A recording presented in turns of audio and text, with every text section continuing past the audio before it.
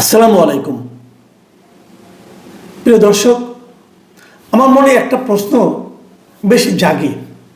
সেটা হলো, কিছু হলেই দেখবেন আপনি একটা কথা বলবেন, দেখবেন চট করে সরকারের কিছু লোক আছে, এরা বলবে আপনি যেটা চান, তো গত 15 বছর কোথায় ছিলেন?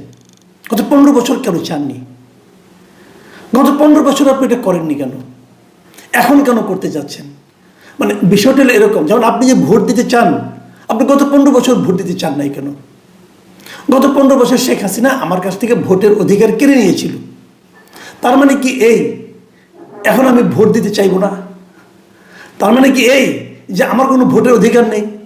তার মানে কি এই যে এই সরকার দয়া করে আমাকে ভোট দেওয়ার অধিকার দিচ্ছে? আপনার পয়েন্টটা খেয়াল করুন, কেউ কোনো দয়া করছে না। এতদিন কেউ একজন এটা ছিনিয়ে নিয়েছিল এবং ছিনিয়ে নেওয়ার সাজা তাকে দেওয়া হয়েছে। কে দিয়েছে? আপনি সরকার দেননি, আমি দিয়েছি। আমি এই দেশের জনগণ, আমি এই দেশের কৃষক, আমি এই দেশের একজন শ্রমিক, আমি এই দেশের একজন সবজিওয়ালা, রিক্সাওয়ালা, আমি দিয়েছি সাজা, আপনি দেননি। আপনি কে? আপনি কেউ না। আমি যদি কেউ না হই, আপনিও কেউ না। আপনি যদি আমাকে দেওয়ার অধিকার রাখেন, আমিও আপনাকে দেওয়ার অধিকার রাখি।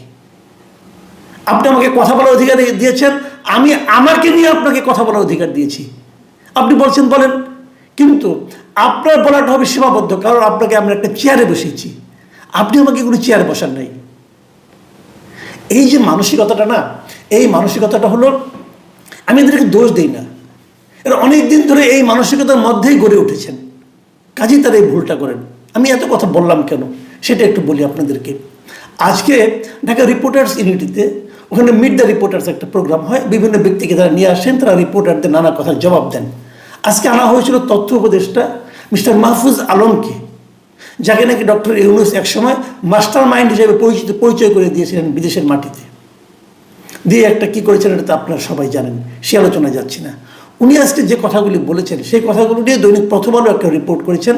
সেই রিপোর্টের শিরোনাম হলো, টকশোতে বসে ডক্টর ইউনূসের বিরুদ্ধে বড় বড় কথা বলতেছে। এটা পরে বুঝতে পারলাম না, ডক্টর ইউনূসের বিরুদ্ধে বড় বড় কথা কীভাবে বলে? কথা তো কথাই, কথার আবার ছোট বড় কীভাবে হয় এটা আমার কাছে ক্লিয়ার না। একটা হতে পারে সত্য কথা বলতেছে, আরেকটা হতে পারে মিথ্যা কথা বলতেছে, আরেকটা হতে পারে অর্ধ সত্য কথা বলতেছে। কথা আবার ছোট বড় হয় কিভাবে আমার কাছে ক্লিয়ার না। তার মানে আমি ধরে নিয়েছি যে কথাগুলি ওনার পছন্দ হচ্ছে না, সেই কথাগুলিকে উনি বড় কথা মনে করছেন। কি বলেছেন আমি একটু ভেতরে গেলাম, নিউজটা পড়তে যে আমার কি অনুভূতি হলো, আমার মধ্যে কি বিরক্তি স্থান করে নিল নাকি ভালোবাসা জন্ম নিল, এটা আপনাদের সঙ্গে একটু পরে শেয়ার করতেছি।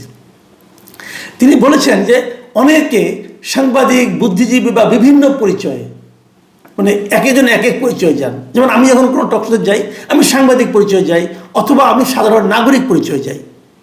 আমি দীর্ঘ প্রায় 30-35 বছর সাংবাদিকতা করেছি, কাজে ওরা আমাকে সাংবাদিক হিসেবে পরিচয় করিয়ে দেয়। আমি এখনও বিভিন্ন জায়গায় ফ্রিল্যান্সিং করি, আমি বিভিন্ন পত্রপত্রিকায় লিখি, কাজেই সাংবাদিক হিসেবে আমার পরিচয় যদি করিয়ে দেয় আমি তো মানা করবো না, কারণ আমি তো এখন ওই কাজটাই করি। যাই হোক, আমি যাই।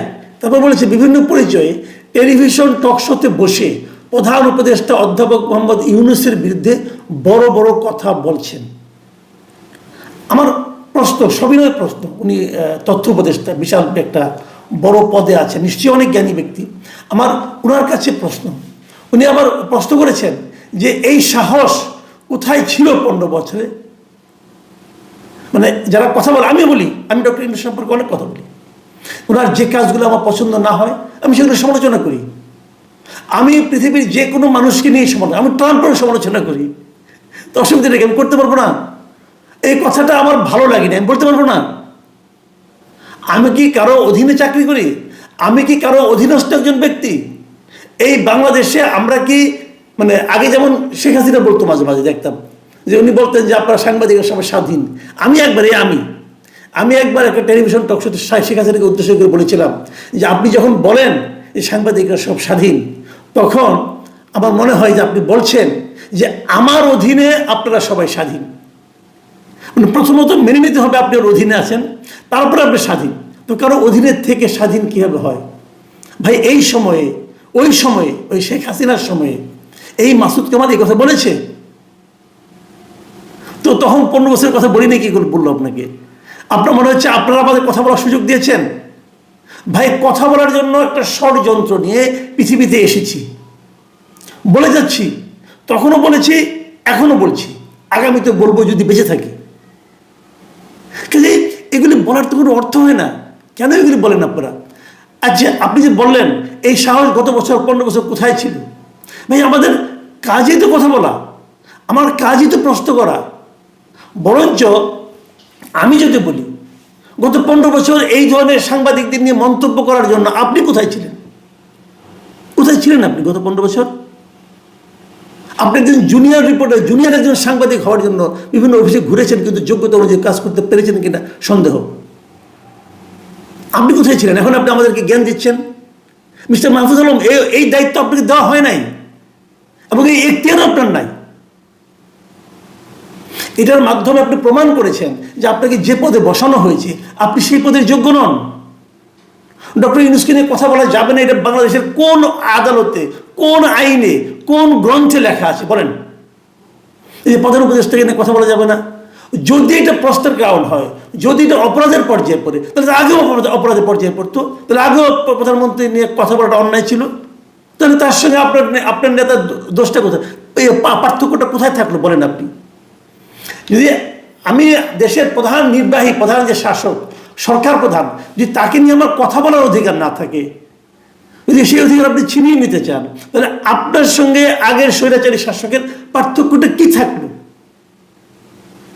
আন্দোলনের কথা বলছেন, আন্দোলন কে করেছে? এটা সেই জনগণ করেছে। সেই জনগণই তো আমাদেরকে অধিকার দিয়েছে।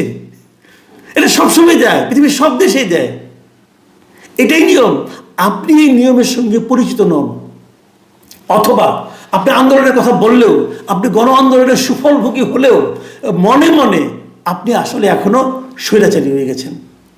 মনে মনে আপনি মনে করেন যে কারোর বিরুদ্ধে কথা বলা যাবে না, আপনি মনে করেন আপনার বিরুদ্ধে কথা বলা যাবে না। আপনার এই মনে করাটা সঠিক নয়। দেখুন, আর কি কথা বলেছেন? প্রশ্ন করা হয়েছিল সংবাদ সংগ্রহের সময় সাংবাদিকদের উপর যে হামলা করা হয় তার জন্য আইন করা যায় কিনা। আপনি সেই প্রশ্নের উত্তরে কি বলেছেন? সাংবাদিকতার পরিমণ্ডল থেকে যদি ব্যাড আপেল, মানে খারাপ মানুষগুলোকে না সরানো যায়, রাজনৈতিক দুর্বৃত্তায়ন যদি থেকে যায়, তাহলে অবশ্যই সাংবাদিকদের উপর আক্রমণ হবে। মানে সাংবাদিকদের উপর আক্রমণ হওয়াটাকে আপনি জাস্টিফাই করছেন? আমার জীবনে আমি কোনো তথ্যমন্ত্রীর মুখ থেকে এ ধরনের কথা শুনি নাই। মানে আপনি বলতে চাচ্ছেন যে সাংবাদিকরা নিজের কারণে মার খায়? কোথায় আপনাদের মানে মিনিমাম সেন্সটাকে আপনাদের মধ্যে কাজ করে না? এত বড় দায়িত্বে বসে আছেন। আর আরেকটা কথা, এই যে বলেন ব্যাড অ্যাপেল, মানে এই লোকটা সাংবাদিক হিসেবে ঠিক না, এই লোকটা ঠিক, এটা নির্ধারণ করার দায়িত্বটা কার? এই সংজ্ঞাটা কে নির্ধারণ করবে? কি করলে ব্যাড অ্যাপেল আর কি করলে গুড অ্যাপেল বলেন তো ভাই, আপনি আমাকে বলেন। সাংবাদিকতার কোন কাজটা ভালো, কোন কাজটা খারাপ, এটা নির্ধারণ করার দায়িত্ব কার? আর যদি কেউ একটা কাজ করে যেটা আপনার পছন্দ হলো না, আপনার কাছে ব্যাড অ্যাপেল মনে হবে। যখন আপনার বিরুদ্ধে চোখে আঙুল দিয়ে দেখিয়ে দিবে যে কাজটা আপনি ভুল করেছেন, বলে দিলে আপনার কাছে ব্যাড অ্যাপেল মনে হবে। আমি তো মনে করি ব্যাড অ্যাপেল আপনি ক্রিয়েট করছেন। এই যে আপনি বিভিন্ন আন্ডারগ্রাউন্ড পত্রিকা রাখছেন, তাদেরকে সরকারি বিজ্ঞাপন দিচ্ছেন বিপুল অর্থের বিনিময়ে, উৎকোচের বিনিময়ে। আপনার মন্ত্রণালয়ের একটা সাধারণ একজন ক্যারিয়ার যদি ঘুষ খায়, ওটা আমি আপনার ঘুষ হিসেবে বিবেচনা করব। এই যে উৎকোচের বিনিময়ে আপনারা আন্ডারগ্রাউন্ড পত্রিকাকে বিপুল অঙ্কের বিজ্ঞাপন দিচ্ছেন, জনগণের অর্থ নয় করছেন, আমি তো মনে করি ব্যাড অ্যাপেল এরা। তো ওগুলো বন্ধ করেন পারলে পরে। খুবই দুঃখজনক।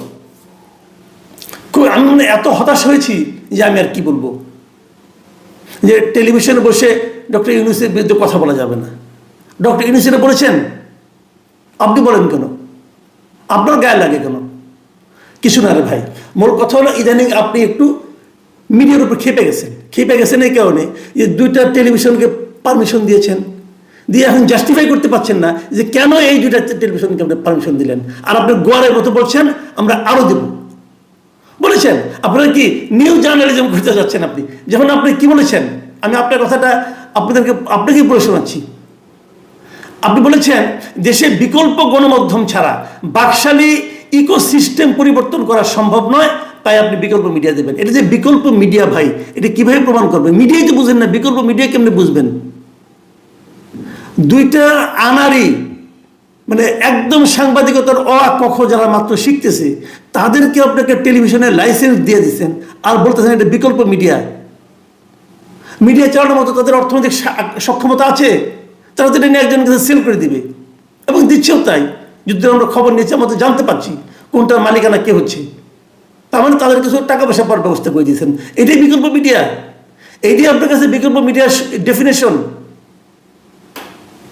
আমি খুবই হতাশ। আমি এই মাহফুজ আলম লোকটাকে আগে একটু পছন্দই করতাম, মাঝখানে ভাবতাম সে মতো লজিক্যাল কথাবার্তা বলে, কিন্তু এখন আমি দেখছি যখন নাকি তার উপর যখন নাকি মানে আপনার অভিযোগটা আসছে তখন সে এলোমেলো হয়ে যাচ্ছে, তখন সে নিজে কিছু নিয়ে যেতে পারছে না, ডক্টর ইউনূসকে জড়িয়ে নিচ্ছে, সব জড়িয়ে টড়িয়ে নিয়ে এখন সে বলতে যাচ্ছে বড় বড় কথা বলেন।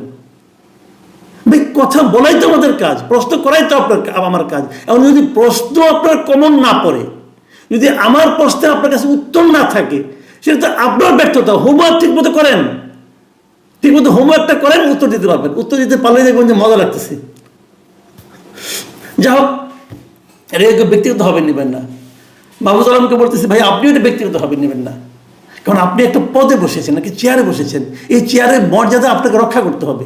এমনভাবে কাজ করেন যেন আপনি চলে যাওয়ার পর মানুষ অথবা সাংবাদিকরা বলে যে আমরা একটা ভালো তথ্য উপদেষ্টা পেয়েছিলাম, এই বর্তমানে দায়িত্বে এমন একজন লোককে পেয়েছিলাম যিনি সেন্সিবল, যিনি সাংবাদিকতাটা বোঝার চেষ্টা করেছেন। কেউ তো বোঝে না, কিন্তু বোঝার চেষ্টাও করে না। আপনাকে যেন সেই ইয়েতে গড্ডা লিগে প্রভাব যেন আপনাকে ফেলে দিতে না হয়, সেই চিন্তাটা করেন। প্রিয় দর্শক, এখন এ পর্যন্তই।